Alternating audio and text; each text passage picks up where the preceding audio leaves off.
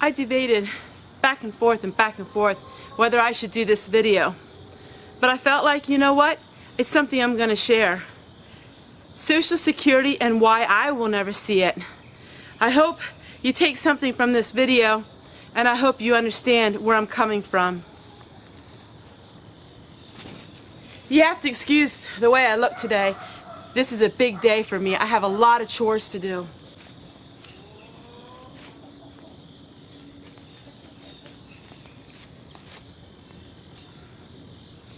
I've learned a long time ago, you got to be frugal in this day and age.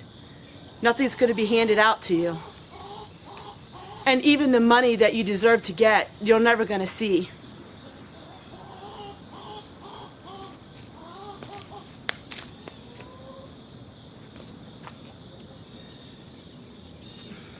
In January, I'm going to be 50 years old. And I realize that I probably will never see Social Security. So why would I say something like that? Well, the world we live in, we're flat broke. The United States is flat broke. There's so many videos on Social Security and when to earn your Social Security, when to take it, all of these things. But what about the videos for people like me who will probably never see Social Security? Why do I talk about it? Well, because I want to share with you what happens if there isn't Social Security. Me being 49 years old and being 50 here in the beginning of the year, I have to start learning and depending on myself and not the money that I should be receiving. Yeah, we put money in, but what happens if we don't get it out? All of us, my age, have been putting money in every single year in hopes that they can have a retirement and you can get your Social Security back. But for a lot of us, that may not be happening. So what do? Well, right now, we have to start working towards a simpler lifestyle and saving our money because we cannot rely on Social Security. So many Americans rely on it today, but what happens if we don't have it tomorrow? And I hope that my channel is a blessing to a lot of you because there's going to be any Social Security for me and a lot of us at my age. And so now we have to realize, how are we going to live if we don't have Social Security?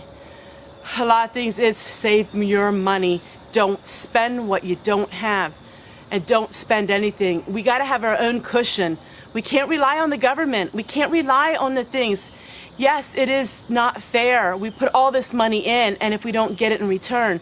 But we can't rely on it because it's not going to be here forever, and I have a feeling I'm not going to even see it. What we do is we learn the old-fashioned skills. We learn the skills of eating very cheaply, living cheaply, don't have electricity more than you have to, stock up food when it's cheap. Learn how to produce some of your own food. You can do it in a container garden. You can do things like that. Cheap entertainment. You're not going to be able to go to the fancy restaurants or go out to eat. All of these things you should learn now. All of you who are my age, 49 years old, you should be learning these things, especially the millennials, which are much younger. The chances of you ever seeing Social Security are just about zero. So we have to learn now to scrimp and save. That way when we get older, it's not such a horrible transition that we're going to have to make. Your money is something that's very important to you. You earn it, you make it, but then you have to protect your money and you have to invest it wisely. For me, investing in it means not spending it, simply put, and to stock up on things that are needed, essential items.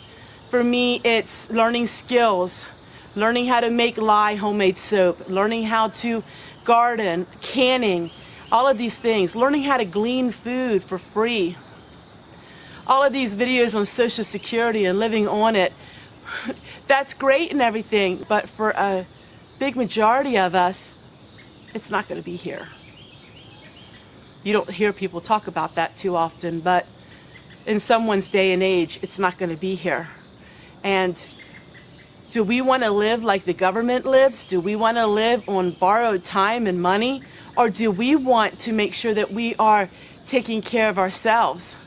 So many people say, well, that just seems too stringent.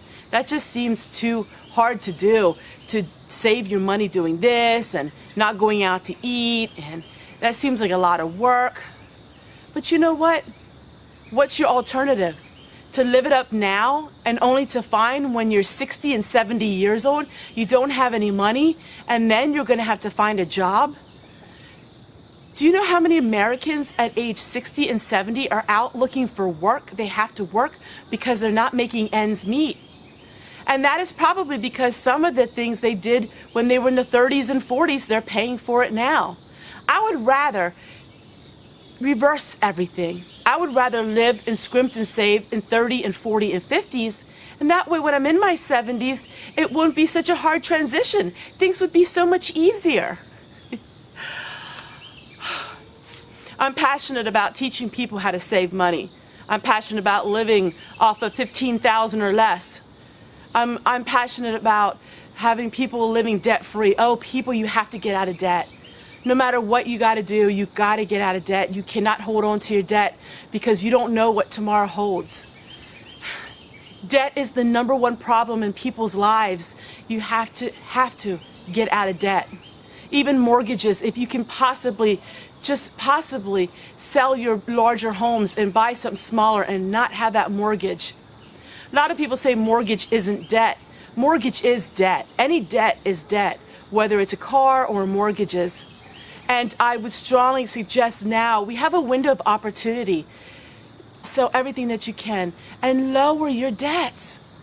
Getting out of debt now, especially if you're millennials, don't even get into debt in the first place. Scrimping and saving can seem like such a hassle and seem so burdensome, but I'm telling you, by the time you reach your 40s and 50s and 60s, you are going to be so thankful you have. I've made many mistakes. I told you about how we were $300,000 in debt, but we were young enough to get out of that, and we're young enough to be able to glean the wisdom from those mistakes. So many people are making those mistakes today, and they're in their 50s and 60s. They'll never get out of debt at that rate. I'm passionate about sharing with you life, and it's abundant life. It's not a life of drudgery and depression. It's a happy life. It's a life where you're living each day in the moment. Yes, it can be some physical work involved in it, but if you take one day at a time and do small things, you will be surprised the confidence that you're going to gain, the happiness and the strength you're going to gain from it all.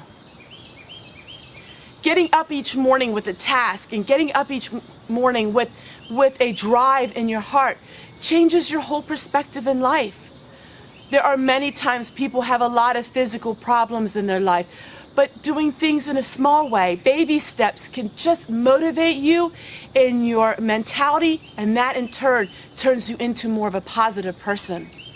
Your mind and your spirit and your physical body all work one-on-one. And if you start each day with a new aspect on life and try to work on saving money and work on having a goal in your life, you will feel so much better. What does an abundant life on nothing, what does it look like?